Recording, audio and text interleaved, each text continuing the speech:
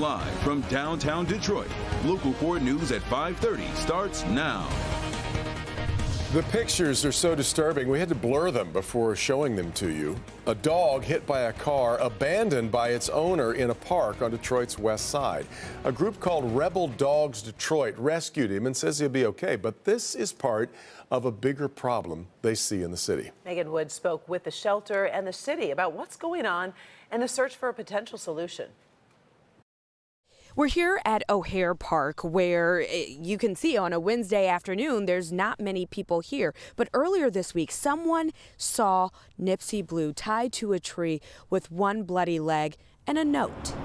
This is how someone found the dog 2 nights ago and called Rebel Dogs Detroit. They had called animal control. They had called multiple other rescue organizations, and nobody had come out to help the dog. On his collar, this handwritten note explaining his age, breed, name, and how he was owned and loved. But that they were unable to take care of his medical needs once he was hit by a car, so they abandoned him in the park in hopes that, it said in the note, that in hopes of him finding help. Because of the multiple fractures and nerve damage in his leg, he will need to get it amputated. Rebel Dogs Detroit believes this sheds light on a bigger problem in Detroit.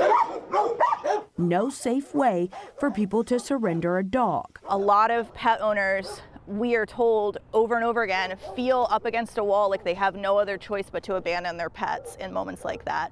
So I think that it really showcases the larger issue that the city's government should be tackling. So we reached out to the city. Just to leave a dog in the park that's already injured, it's a little on the cruel side to me. Crystal Perkins is the director of general services and says animal control didn't receive a call about this situation, but encourage people to not just abandon their dogs. Is there an option for families? Absolutely. The families can always surrender their dogs to the Michigan Humane Society or Michigan Anti-Cruelty.